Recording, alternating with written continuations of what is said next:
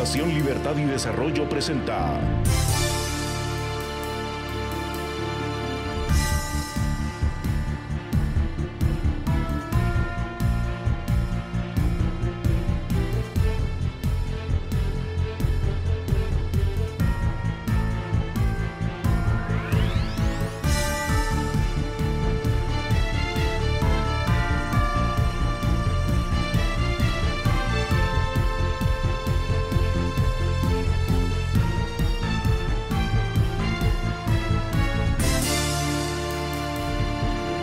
Razón de Estado con Dionisio Gutiérrez. La paz, la seguridad y la prosperidad de las naciones están fundadas en la justicia y los valores que la hacen una realidad efectiva, infalible e intachable. La certeza jurídica, el Estado de Derecho, el respeto a la ley y la armonía ciudadana son esos valores que hacen de la justicia un principio moral y el conjunto de virtudes que obligan a que todo se haga según derecho y razón. Los cimientos para la construcción de la democracia republicana se encuentran en la justicia y en la división de poderes. Una división en la que la justicia representa el balance vigilante del respeto a las leyes, al ordenamiento jurídico y al Estado de Derecho. Cuando esto no existe en una nación, no hay país. Lo que hay es territorio, donde mandan el fuerte, el abusivo y el corrupto. Cuando la pobreza es un mal permanente, cuando la inversión es insuficiente y las oportunidades escasas, cuando la corrupción es la regla y la impunidad la norma, cuando el Estado es el actor principal en la estafa y el crimen y el cómplice mayor de la violencia.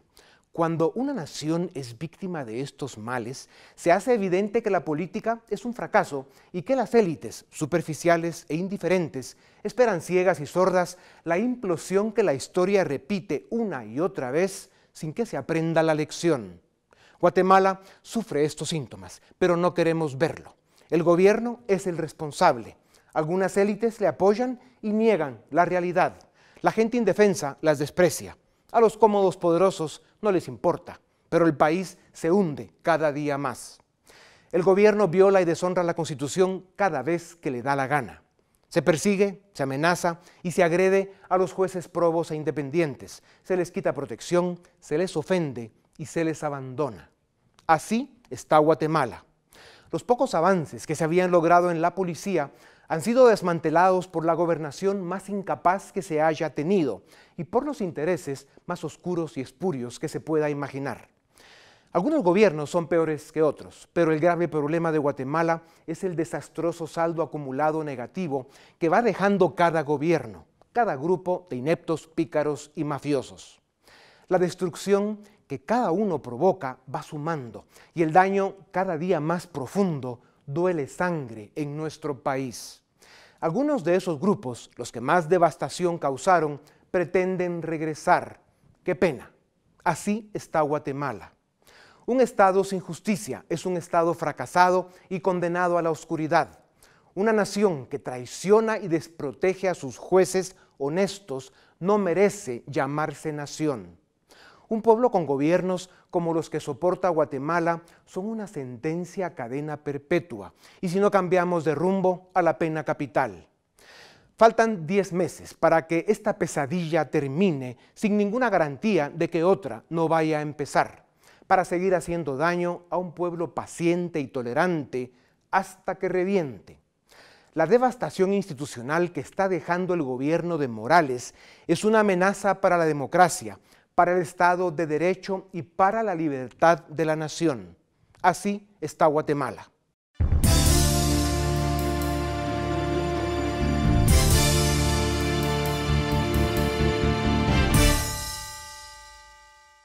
El sistema judicial guatemalteco es un complejo laberinto de corrupción y arbitrariedad que está lejos del modelo ideal de justicia pronta y cumplida que desarrolla países y lleva prosperidad a su gente.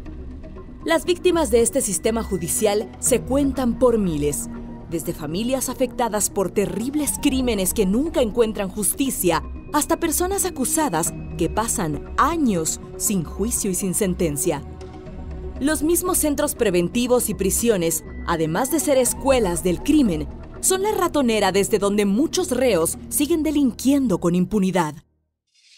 Según las autoridades, el 90% de las llamadas de extorsión se realizan desde las cárceles. Cárceles donde el 46% de los más de 24.000 privados de libertad no tienen una sentencia firme y están esperando en prisión que su proceso concluya. Una causa penal en el país puede tomar casi 3 años desde que se realiza la captura hasta que termina el juicio con sentencia. En 2015, la eficacia del sistema de justicia era de apenas un 9.8%, y existe una impunidad registrada de un 90.2%. En Estados Unidos, más del 90% de los casos judiciales son resueltos en poco tiempo, con medidas prácticas como los acuerdos de aceptación de cargos. Los procesos sencillos pueden resolverse en cuestión de días, los más complicados pueden tomar meses.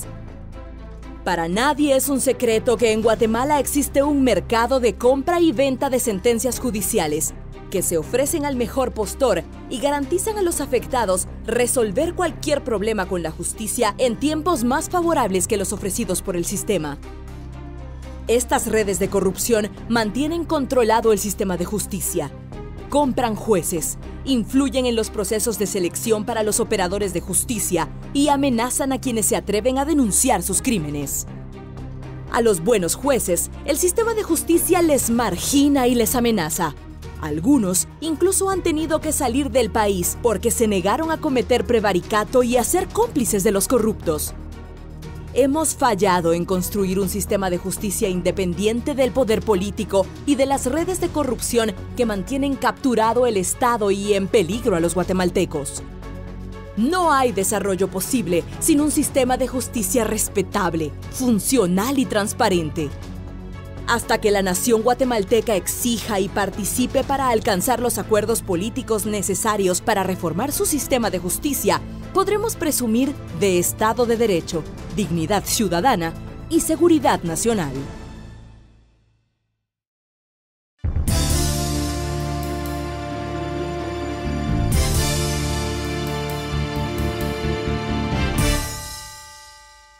Bienvenidos, esto es Razón de Estado. Hoy nos acompañan el licenciado Estuardo Ralón, él es abogado y notario constitucionalista.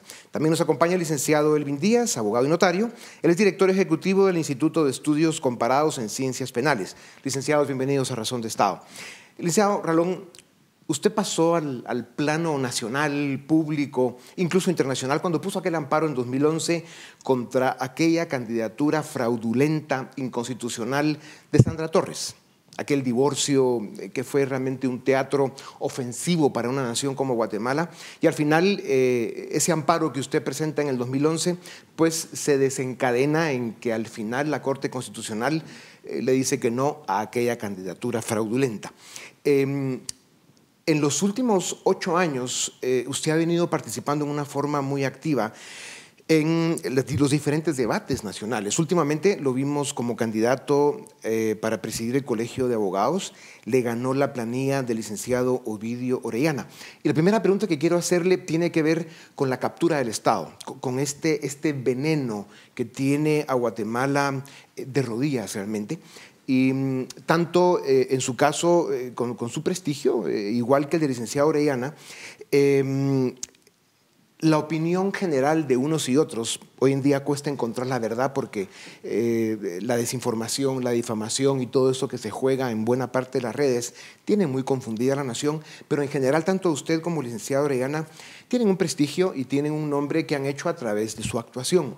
Pero la pregunta es, ¿están seguros los dos, tanto usted como el licenciado Orellana, los intereses que estaban representando al ser candidatos para presidir el Colegio de Abogados? Porque se especula mucho, por ejemplo, en el caso suyo, de que representaba los intereses del gobierno, un gobierno que al que entendemos que ha venido asesorando desde hace algún tiempo, que evidentemente no le han hecho caso en nada de lo que les sugiere que hagan, porque son absolutamente incompetentes, lo bueno es que ya se van.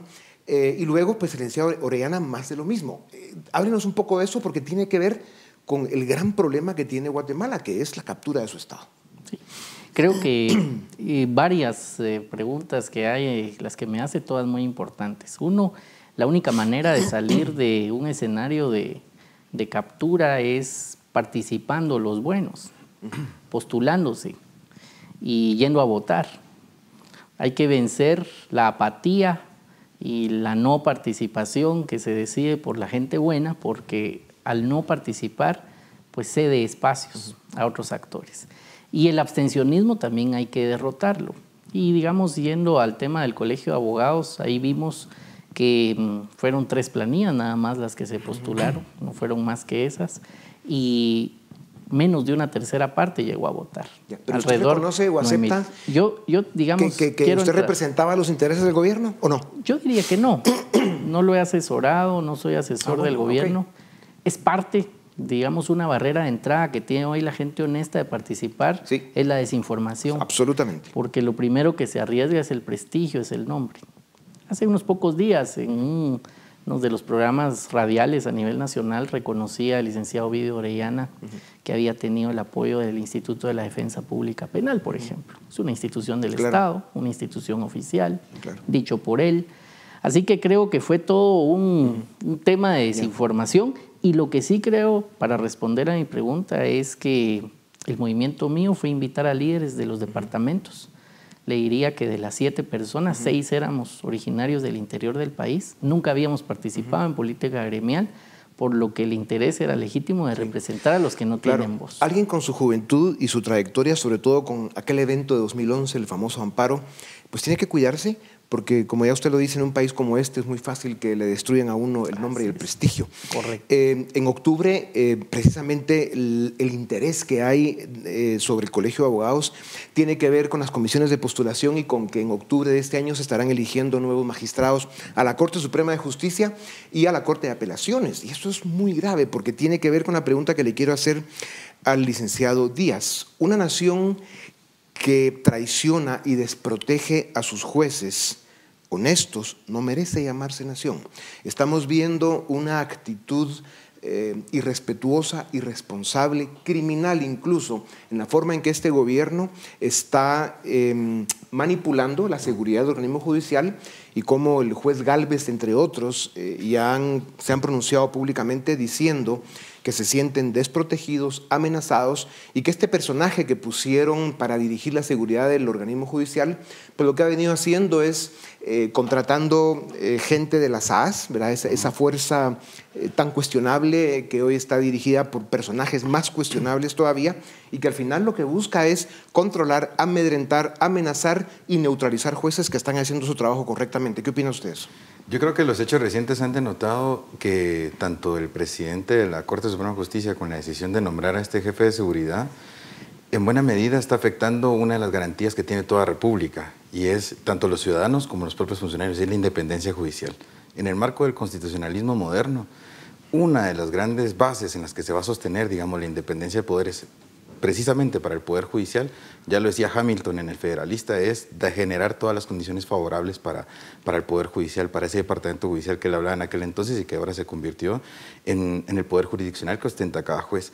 ¿Qué es lo que estamos viendo? Lamentablemente, esta decisión de nombrar a alguien que estuvo en la SAS, en este gobierno, y que está tomando medidas de poder incursionar en el aparato de seguridad cercano, no solo del mismo juez, sino también de su círculo familiar, que son los jueces de mayor riesgo quienes se han quejado, demuestra, digamos, sobre todo una incapacidad que hemos visto, un problema sistémico del Poder Judicial, que también la Corte Suprema de Justicia no responde, digamos, a los intereses de los jueces. Y ahí es, a todas luces, una vulneración a esa independencia que deben gozar, porque prácticamente estos son jueces que están juzgando y tomando decisiones no solo de cualquier persona, sino en general de asuntos conflictivos, violentos en algunos casos, o de la misma corrupción que creo yo que ha estado evidente. Ahora bien, en estos años. licenciado Ralón, lo que está viviendo Guatemala es muy grave. Todo este debate de la CICIG que nos dividió como sociedad de una manera brutal porque nos perdimos en la discusión ideológica y por lo tanto perdimos de vista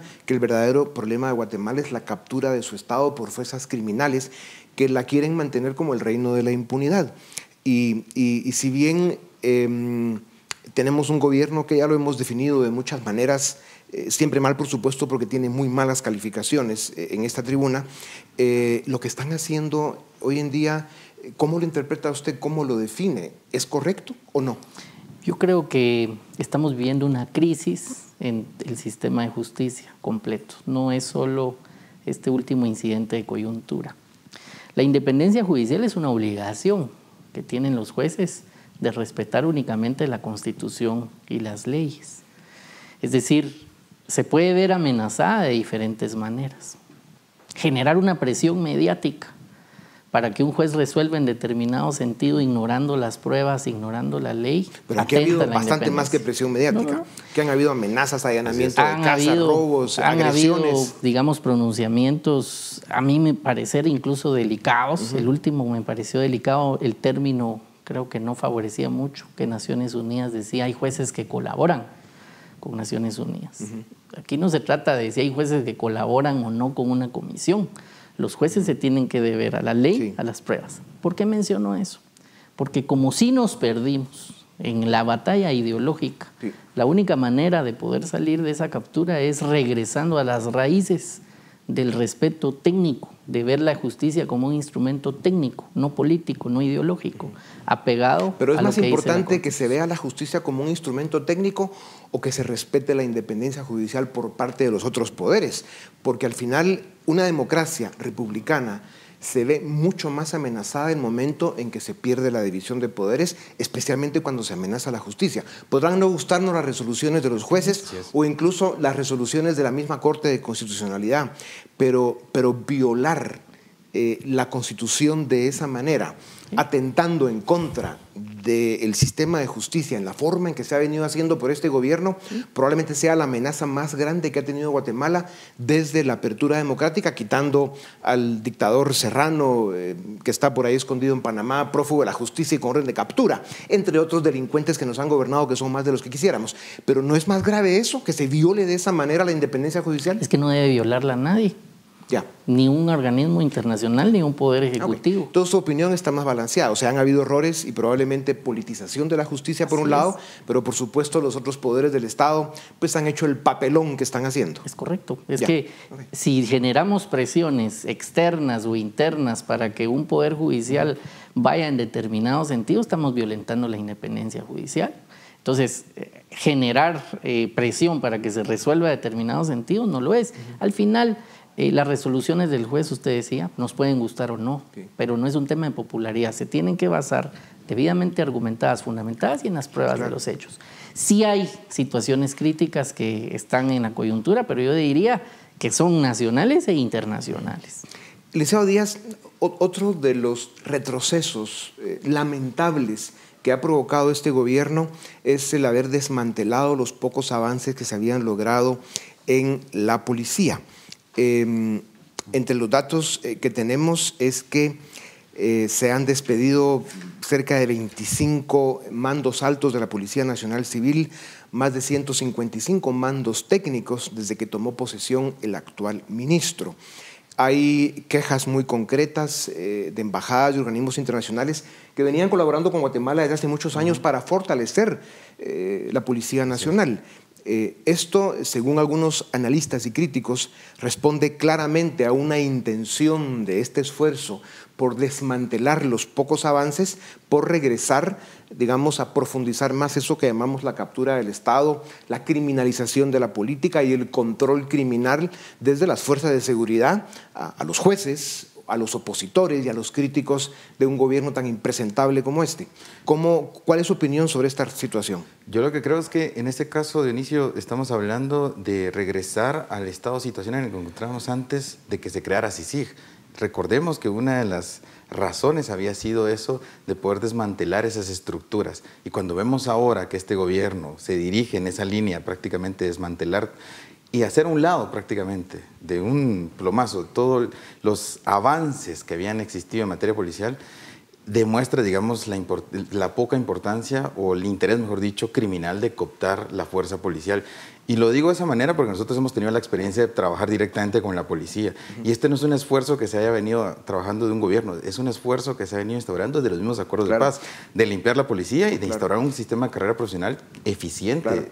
Y prácticamente era romper el esquema de la policía tradicional con que había funcionado. Ya se empieza a escuchar otra vez de policías asaltando, entrando a viviendas y, en fin, otra vez, lejos de ser un cuerpo de seguridad, algunos de sus agentes pues son bandas criminales. ¿Qué opina usted de eso, licenciado Ralón? Miren, el tema, digamos, de los crímenes transnacionales, creo que, por ejemplo, el apoyo del gobierno americano para todo el tema a través de la DEA antinarcóticos ha dado mucho más resultado en la lucha contra esa estructura de crimen que, por ejemplo, la CICIG. Bueno, resultado muy cuestionable, ¿verdad? Sí, porque el hecho de que capturen unas cuantas bolsas de coca... Pero han capturado más que lo que se haya podido desmantelar. Porque está pasando mucha más droga por Guatemala que antes. Mi punto es que ya, a mi criterio, está resuelto porque con base al convenio se definió que en septiembre termina el mandato de la CICIG y lo que yo veo es una ausencia de debate de qué va a pasar después. No, pero sobre el tema de lo que ha hecho el ministro de Gobernación con la policía... Sí, es que yo lo que creo es de que quien sea el ministro, quien sea, en este u otro gobierno, necesariamente tiene que hacer un apoyo de una lucha de transnacional contra el crimen, por el lugar donde estamos, pues nuestro socio comercial, por la influencia política, ese aliado estratégico natural, pues tiene que seguir siendo el gobierno americano. ¿Y su opinión sobre la forma en que se ha desmantelado todo el esfuerzo técnico y los, digamos, altos mandos de la policía que estaban haciendo un buen trabajo? Yo creo que es decisiones equivocadas, es retroceso. Cuando usted toma decisiones que no son técnicas, sino que tienen otro tipo de características. En una arena técnica tiene, pues obviamente, una equivocación, pero más que poner... Una equivocación que tiene detrás probablemente intereses oscuros y espurios. Así es, pero ese es el licenciado Ralón que queremos ver en esas tribunas, contundente y claro. Contundente y claro, y lo que yo digo es, miren, no es Naciones Unidas el único camino, busquemos otras alternativas. Yo creo más en una fiscalía transnacional, creo más en los apoyos técnicos, apoyos a los que podemos acceder. Lo peor que puede pasar es que no pase nada después de septiembre, que no haya nada. La generación de ustedes, los abogados que todavía no tienen el pelo blanco, pero que ya tienen una experiencia y una trayectoria, son indispensables, juegan un papel protagónico en el momento que vive el país porque ustedes pueden tener el criterio, la capacidad, idealmente los valores para ser parte importante del rescate que necesita Guatemala. ¿Cómo pueden comprometerse ustedes en un momento tan delicado como el que vive el país? Yo creo que la participación, uno de los aspectos que mencionaba el licenciado Ralón es la participación, pero dejar de ver también al Colegio de Abogados solamente con aspectos puramente gremiales. El Colegio de Abogados, por nuestro diseño constitucional, mejor dicho, el gremio de abogados tiene trascendencia en decisiones nacionales. Y eso es lo que vamos a ver, por ejemplo, dentro de un mes, otra elección en el colegio. Ya no vamos a ver el tema de la elección que fue el de Junta Directiva y Tribunal de Honor, sino vamos a elegir 12 comisionados para integrar comisiones de postulación. Sí. Ahí sí requiere, digamos, no solo la participación y que seamos sujetos a la fiscalización y el compromiso, no con el gremio, sino con el país, porque es una decisión del Estado. Podemos estar tranquilos entonces que vamos a ver al licenciado Ralón de 2011 poniendo aquel amparo histórico en contra de aquella candidatura fraudulenta de aquí en adelante, sobre todo en un año en el que se va a redefinir la Corte Suprema de Justicia y la Corte de Apelaciones. Díganos algo, licenciado Ralón. Lo va a ver como siempre, accionando en defensa de la Constitución, denunciando, haciendo un ejercicio no solo de debate de ideas, sino de denuncia y de acción legal. De ese 2011 para acá han habido muchísimas, entre ellas la última, la ley electoral y de partidos políticos con una pésima reforma, que no ha sido resuelta por la Corte de Constitucionalidad. Y así muchas. Sí lo va a ver. ¿Por qué? Porque yo hago un llamado. Es la juventud de Guatemala participando. En todas las esferas, la que puede cambiar. Si nos quedamos con la crítica, con juzgar y no participamos, no vamos a salir. Pues qué bueno verlos acá comprometidos y listos para dar la batalla por Guatemala que la necesita. Volvemos en un momento con ustedes para seguir en Razón de Estado.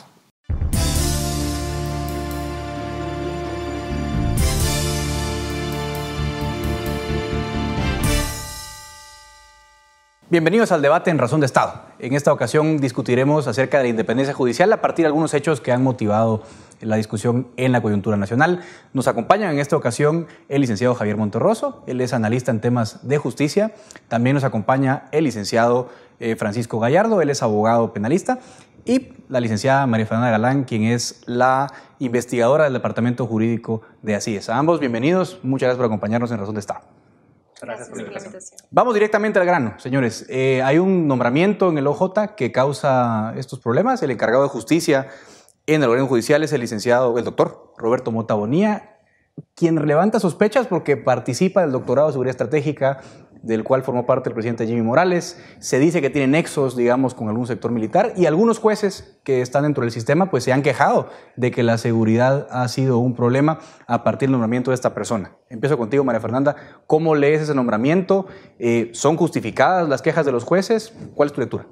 Bueno, me parece que sí, definitivamente es justificado si el juez siente una amenaza, en especial un cambio tan directo en su seguridad personal, dado que parte de las garantías de la independencia judicial es tener seguridad de que ellos no van a ser objeto de ningún ataque, y dado que hay nexos que muestran que han habido algún tipo de vínculo entre el presidente Jimmy Morales y esta persona que ha sido nombrada como encargado de seguridad del Poder Judicial, resulta un poco curioso o levanta sospechas el que se haya dado de esta forma. En una entrevista radial hoy en la mañana, Mario Sicaviza, el vocero del OJ, decía, Francisco, que hablar de vínculo es decir demasiado, que porque alguien comparta pues, promoción en un doctorado no significa nada, que porque haya trabajado dentro de la parte de inteligencia del Ejecutivo no significa que hay un vínculo. ¿Cómo lo lees vos? Considero lo mismo. O sea, no creo que el hecho de que una persona estudie con otra persona sea ya un nexo y que por eso se haga toda una teoría de conspiración. Yo creo que sí tenemos que ser muy cautelosos en ese aspecto. El hecho de que dos personas hayan estudiado juntos no quiere decir que se esté haciendo todo un engranaje para afectar a los jueces. Yo creo que eso sí tenemos que ser muy cautelosos. Segundo, creo que hay que analizar realmente quiénes son los que están haciendo estas quejas. Hay que ver si es de todos los jueces o si solo es un grupo o no. Porque sí hay que atender este tema, hay que atender efectivamente de velar por la seguridad de ellos, pero también tenemos que ver quiénes son los que se están viendo afectados y sobre todo, si esa es una molestia, ver de garantizar y solucionar esta problemática de una forma de diálogo. ¿Quiénes están quejando? O sea, realmente yo sí me gustaría saber quiénes son y creo que eso es un problema que el OJ debería trabajar a lo interno para verificar cuáles son sus quejas, cuál es la molestia y realmente qué es lo que está sucediendo para ver si se puede solucionar de la forma más expedita. Javier, hablemos de ese vínculo, porque ahí hay que entender esa relación. Ciertamente participar en una clase con alguien más no puede ser vínculo, pero el doctorado famoso de seguridad estratégica sí ha sido el semillero de varios integrantes del gobierno, especialmente el círculo cercano al Ejecutivo. ¿Cuál es tu lectura? Bueno, hay dos cosas. Uno, en el caso concreto, creo que como bien dices, este doctorado se ha convertido en el semillero del gobierno y hay muchos puestos que han sido nombrados de ese doctorado. Entonces, creo que sí, no debe verse como un doctorado normal, una clase normal, sino que hay algo más. Hay un vínculo especial entre los miembros de ese doctorado. Hay unos que son asesores de Jimmy Morales, hay otro que es director de la Secretaría de Inteligencia Estratégica. Hay varios puestos en el Ejecutivo que son de ese tipo. Pero yo quisiera ir más al fondo del asunto. Este nombramiento del jefe de seguridad del organismo judicial, ¿a quién le compete? A los magistrados de la Corte Suprema de Justicia, al presidente del organismo judicial. Y eso es de nuestros grandes problemas. Uno, que la Corte Suprema de Justicia concentre funciones administrativas y judiciales, ¿verdad? Como este tipo de nombramientos cuando deberían encargarse solo de juzgar. Y dos, que los nombramientos no se hagan por concurso de oposición, que toda la administración pública, especialmente el organismo judicial, debería hacerse un concurso de oposición. Ellos dicen que sí pasó un proceso y que él está habilitado. Ese es el argumento, por lo menos que daba en un medio radial el vocero del OJ. La diferencia es un proceso que puede pasarlo o un concurso de oposición, porque es un puesto de confianza importantísimo dentro de la estructura. Tendría que estar el mejor en los exámenes, el mejor en las notas. Si se puede demostrar además que eso debe ser público, entonces deben de ponerlo a la vista, deben de demostrar, en este caso el organismo judicial, que la persona está en ese puesto no por influencia del Ejecutivo, sino porque fue el ganador de un concurso de oposición. Para meter un poco más de carne al asador, yo meto algunos datos. En 2018 hay un reporte que publica aquí el Observatorio por Independencia Judicial. En 2018, Erika Ifán, Pablo Chitumul denunciaron espionaje. O sea, había cámaras, micrófonos en sus juzgados, lo denunciaron, no pasa más la investigación. El propio Chitumul dice que fue fotografiado por agentes de Policía Nacional, lo cual es por lo menos curioso, ¿no? Y en agosto de 2018, la jueza Erika Ifán pues, denunció que la persiguieron a su casa. O sea, sí hay problemas de seguridad, especialmente en juzgadores de alto riesgo.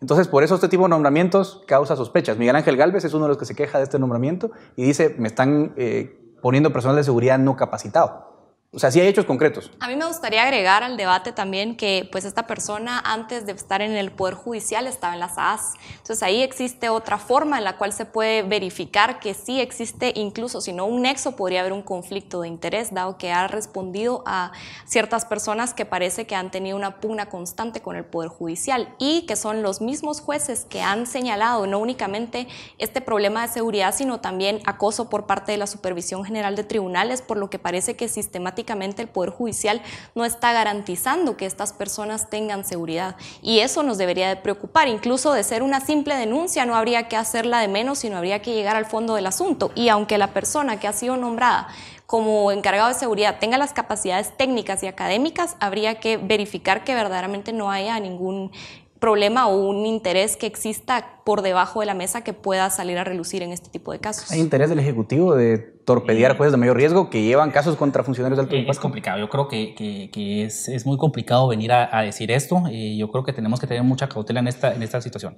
Sí hay que ver el tema de la seguridad. O sea, por supuesto que todos los jueces tenemos que ver que se sientan libres y que se sientan seguros al momento de hacer su trabajo. O sea, eso es muy importante. Pero también tenemos que ver otros puntos aquí. ¿Qué está pasando con estas denuncias? Aquí es el apoyo del Ministerio Público también. El Ministerio Público investigó, llegó a más, se tiene quiénes lo realizaron, qué sucedió, quiénes son los que estuvieron detrás de esto. O sea, yo creo que también parte de la independencia judicial no solo es a lo interno del organismo judicial, y el organismo debe velar por esto, pero también otros entes, si se están viendo afectados, debemos de activar los otros entes que pueden coadyuvar con el Ministerio Público para ver si realmente es esto una situación fundada y dar con las personas que están llegando a esto. Ahora, ¿cuál es la frontera, digamos, Javier, entre lo que compete al Ministerio Público? Pues si hay un hecho concreto de digamos, algún delito que se comete contra un juez, hay que investigarlo, pero también la protección, digamos, cualquier vulneración a la seguridad personal de los jueces, es competencia del OJ. Correcto. Mira, el problema es que no hay protocolos, no hay manuales y no hay estándares de seguridad en el organismo judicial. Cuando cambia un jefe de seguridad no debería haber cambio en la política de seguridad, sobre todo hacia los jueces de alto impacto. Por muchos años el jefe de seguridad fue el licenciado Conte Cojulum, que también tenía vínculos con militares, también tenía vínculos políticos. Él fue ministro de Gobernación en determinados momentos, intentó tirar varias veces para fiscal, para magistrado de la Corte Suprema de Justicia, y ahora se da este cambio y pareciera que cambia toda la política de seguridad. Esto es lo que no debe ser así. En el organismo judicial, al igual que en el Ministerio Público, debe haber un estándar, debe haber protocolos y debe haber lineamientos generales para que nunca le falte seguridad a un juez de alto impacto. Claro, si hay amenazas contra los jueces, el Ministerio Público tiene que investigar. Si de verdad no están dando ningún tipo de seguridad a los jueces de alto impacto, podría incurrir en un incumplimiento de deberes la persona encargada de la seguridad. Pero si solo es un cambio de política en el cual los jueces no están de acuerdo, pues lo que sería correcto es discutir con ellos la política de seguridad, que el presidente del organismo judicial se ponga a liderar este proceso, porque a él es el que le compete según nuestras leyes con el jefe de seguridad y los jueces. El juez Gálvez lo que denuncia es que le cambian constantemente al personal de seguridad, que a veces no están capacitados y que, lo dijo en una entrevista recientemente en un diario digital, teme por su vida. Lógico, ¿no? Está procesando gente de alto impacto y por eso pregunto yo, ¿hasta dónde llega esa responsabilidad? ¿Habrá en serio un deliberado intento de desproteger a los jueces? Pues como digo, es curioso que existan varios intentos desde varios unidades, no es únicamente la unidad de seguridad, sino se sabe que estos juzgados han sido o se ha utilizado la Supervisión General de Tribunales, la Junta de Disciplina Judicial incluso como un instrumento para amedrentar a estos jueces independientes. No hablamos únicamente de Gálvez, hablamos de la juez del juzgado de mayor riesgo, hablamos del juez Chitumul, son varios los casos en los que ya se puede verificar que sí existe un intento de amedrentarlos. Si bien no estamos hablando de un atentado en contra de su vida que pueda suponer un delito, sí vemos que existen medidas administrativas que son bastante preocupantes en contra de ellos. En ese sentido, la denuncia de algunos jueces es, miren, algunos juzgados nos dan un montón de trabajo y entonces salimos muy mal evaluados en el tema de desempeño luego porque no cumplimos los plazos, y a otros juzgados les dan muy poco trabajo, entonces no resuelven la cantidad suficiente de casos para evaluarlos bien. ¿Tú ves algún problema ahí con esa...? Bueno, es otra discusión, el tema de los de juzgados de mayor riesgo y juzgados menores. Yo creo que aquí, si vamos a hablar en el tema jurídico, efectivamente los juzgados de mayor riesgo fueron creados para tener medidas de seguridad más altas, procesos un poco más complicados, Pero lastimosamente, al día de hoy, hemos visto en tribunales que jueces del orden común, digámosle, o de primera instancia, que no son de mayor riesgo, también tienen juzgando a pandillas de extorsionistas, que a ellos sí me gustaría saber cómo están ellos afectándose en su seguridad, si al día de hoy ellos se ven o no afectados. Coincido en el tema de los protocolos. Creo que el tema del protocolo es importante y un protocolo de seguridad se debe analizar. Es decir, no podemos mantener a un mismo personal de seguridad todo el tiempo porque ya nos va a conocer todos nuestros movimientos. Entonces, realmente tenemos que venir a evaluar qué es lo que está sucediendo, tenemos que venir a escuchar a los jueces para ver qué es lo que está pasando con los jueces y cuando estén los jueces y nos digan qué es lo que está sucediendo, ver qué solución se le puede dar. Son varias cosas, Javier. O sea, una cosa son los ataques o las amenazas contra algunos jueces. Hablamos del tema digamos, lo mencionaba María Fernanda, la supervisión de tribunales a veces les hace algunos reparos, pero también ha habido denuncias concretas contra varios jueces, contra Recaifán, contra el juez Gálvez, contra el juez Chitumul, que son los más denunciados. ¿Hasta qué punto esas denuncias son también un ataque a la independencia judicial? Porque, vamos a ver, ningún juez es inmune, pero tiene que tener también cierta independencia para juzgar. A la jueza Aifán, por ejemplo, en algún momento le dan con lugar un antejuicio, ya tiene que ir al amparo para defenderse.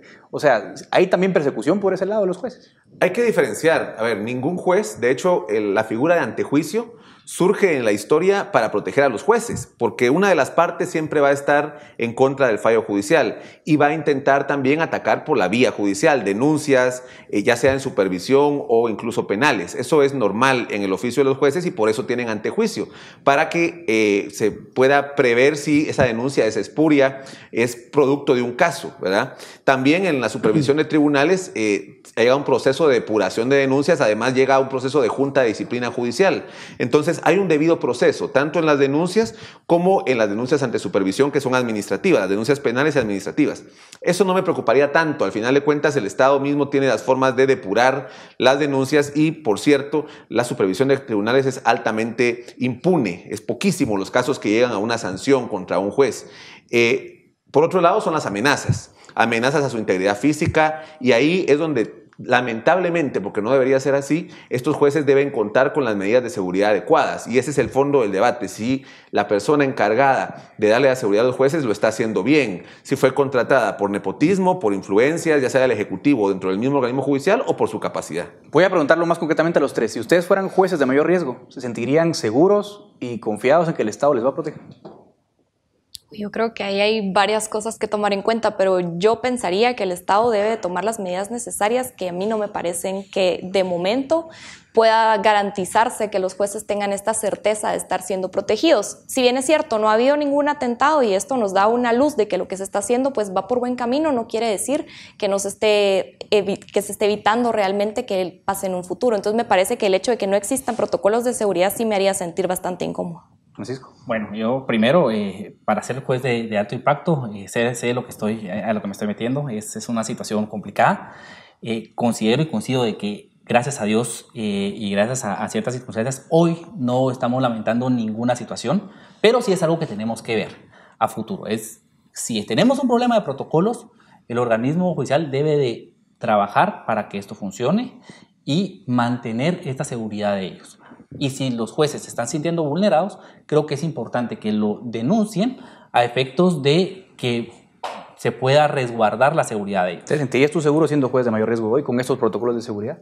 Con los de hoy, lo que pasa es que yo no manejo seguridad, entonces no sé cuál sería el tipo de problema. Sí me gustaría saber cuál es el temor que ellos tienen para ver cuál es el problema. Ok, Javier. No, si los jueces de alto impacto están diciendo que no se sienten seguros, si Miguel Ángel Gálvez y otros jueces están diciendo que no se sienten seguros, es evidente que alguna situación subjetiva u objetiva, no importa, pero la cuestión es que no se están sintiendo seguros.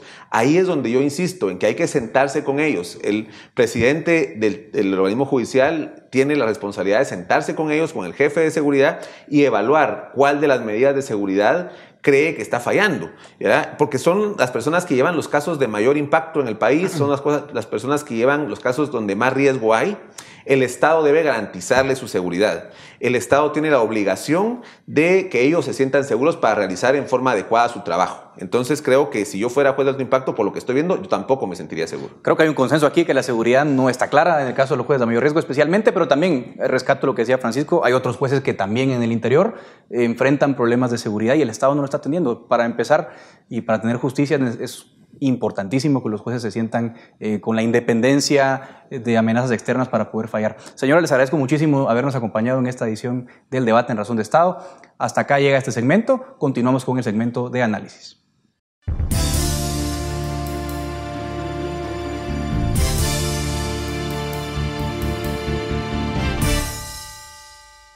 Sin justicia no hay país. Sin Estado de Derecho no hay nación.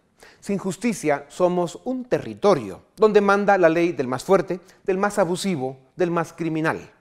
El fundamento de la República es la división de poderes. Por eso, la justicia necesita que los encargados de administrarla tengan independencia para impartirla. Una justicia pronta, cumplida, ciega y ejemplar. Esta es la condición del Estado de Derecho. Nuestro país ocupa uno de los 48 peores puestos del mundo en el indicador de independencia judicial. Hay causas y excusas, pero una de ellas es que no hemos sido capaces de hacer las reformas que fortalezcan el sistema de justicia. La presidencia de la Corte Suprema es la encargada de administrar el Poder Judicial. A algunos jueces de mayor riesgo les asignan una carga laboral inmensa que luego repercute negativamente en sus evaluaciones de desempeño. Apenas el 27% de los guatemaltecos confía en que el sistema de justicia los protegerá si son víctimas de un hecho criminal. Y peor aún, el sistema ni siquiera garantiza la integridad de sus propios jueces. No es posible construir un Estado respetable y funcional si su sistema de justicia opera en condiciones precarias. Se estima que en Guatemala hay 7 jueces por cada 100.000 habitantes, cuando el promedio mundial es de 17 por cada 100.000 habitantes. Apenas gastamos $20 por habitante en justicia. En América Latina, el gasto promedio es de 33 por habitante. Salarios bajos, exceso de trabajo, un sistema disfuncional y alto riesgo son algunas de las razones por las que la justicia en Guatemala no es respetada y no es pronta ni cumplida. ¿Quién está dispuesto a ser juez en estas condiciones? No extraña que el Poder Judicial aleje a los mejores juristas y que los jueces independientes y probos sean la excepción y no la norma. El dato que daremos ahora es muy grave y confirma la amenaza del Estado criminal en Guatemala.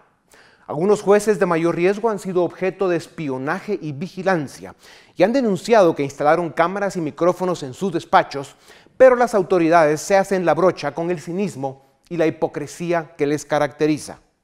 La mayoría de jueces de mayor riesgo que desde 2015 procesan los grandes casos de corrupción han recibido amenazas de muerte o han sido víctimas de robos en los que allanaron sus viviendas para intimidarlos.